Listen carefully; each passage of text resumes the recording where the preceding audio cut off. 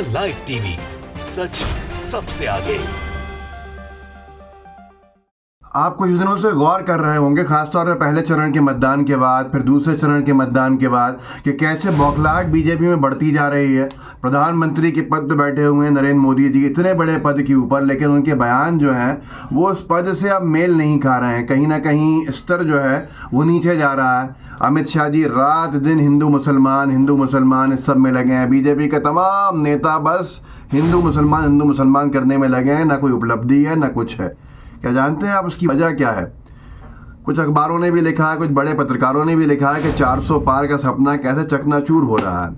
400 पार के चकनाचूर होते के नारे को चकनाचूर होता हुआ देख के बीजेपी में खलबली, बीजेपी में बौखलाहट, ये सब बढ़ता जा रहा है।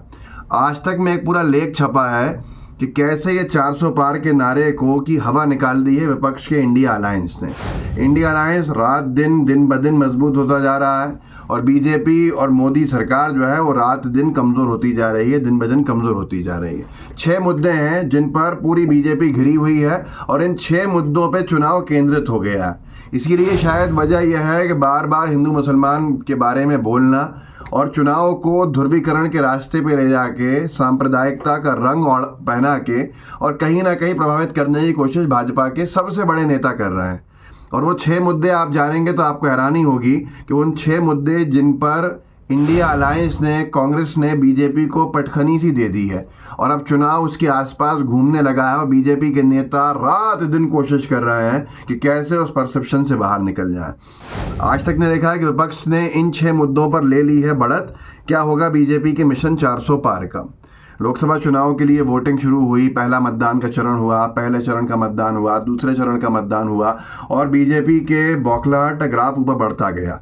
ये 6 मुद्दे जिन्होंने कुछ ही वक्त में पूरे चुनाव को कैप्चर किया, वो सबसे पहला है आरक्षण।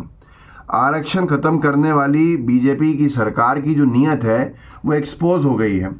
कई सारे बीजेपी के नेताओं के बयान ऐसे आए जिसमें उनको संविधान में संशोधन करना था। कई सारे बीजेपी के नेताओं के बयान ऐसे आए जिनमें वो आरक्षण विरोधी सोच जो है बताने की कोशिश में लगे रहते हैं।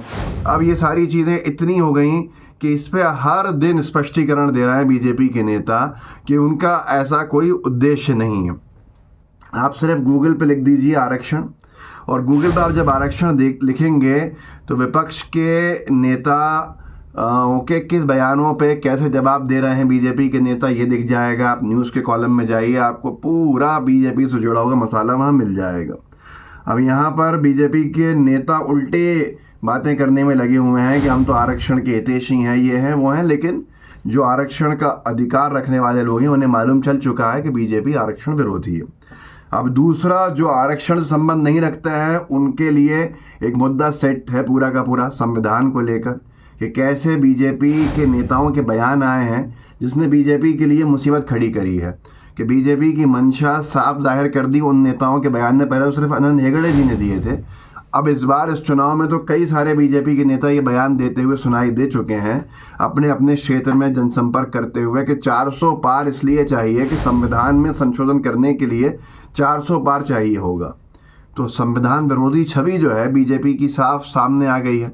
अब ऐसे में कहीं ना कहीं जो मनमानी इनकी चल रही है, ये गांव-गांव में ये मुद्दा जा चुका है कि ईडी, सीबीआई के ज़रिए सरकार मनमानी कर रही है। अब ऐसी ये नैरेटिव जो सेट हुआ है उसने बीजेपी के 400 पार के सपने को, या 400 पार का जो धोखा था उसे साफ तौर के ऊपर साफ कर दिया।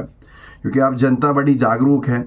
जेडीएस के नेता रेवन्ना का जो वीडियो आया है, सेक्स स्कैंडल वीडियोस, सॉरी माफ़ कीजिएगा, 3000 वीडियोस सेक्स स्कैंडल जो है उसने बीजेपी और एनडीए अलायंस को अंदर तक हिला के रख दिया है। अगर उत्तर भारत में फ़र्क नहीं पड़ेगा, दक्षिण भारत में इसका नुकसान बीजेपी को जो होने वाला है उसका अंदाज़ा बीजेपी को है। सबसे पहली बात यह है कि प्रज्वल रेवन्ना की सैकड़ों सेक्स सीडीज वायरल हुई, किसी को नहीं छोड़ा। महिलाओं का शोषण जिस स्तर पे किया गया, कैसे ब्लैकमेल किया गया, वो जर्मनी भाग गया, सब कुछ हुआ। बीजेपी कह सकती थी पहले कि भाई ये हमारे अलायंस पार्टनर जेडीएस का टिकट है।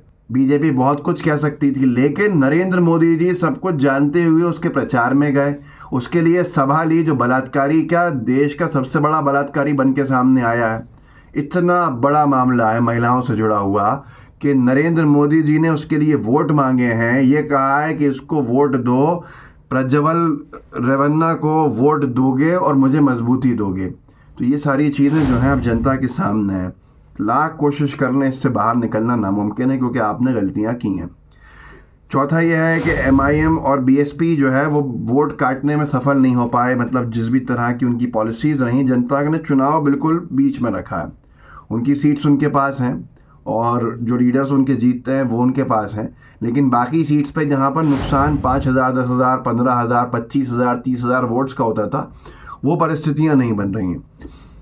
400 पार के नारे पे फील गुड फैक्टर में आ गए बीजेपी के कार्यकर्ता, बड़े इत्मीनान में आ गए। उनको लगा कि अब मोदी जी अपनी छटपटाहट दिखा के ये बताना चाह रहे हैं कि भैया फील गुड ने बताओ, अपने लिए मुश्किल है चुनाव और चुनाव में जट जाओ। लेकिन 2 चरण के मतदान हो चुके हैं, एक बहुत बड़ी संख्या में सीट्स निकल चुकी हैं और आखिरी जो हुआ है मामला वो है राजपूतों की नाराज़गी।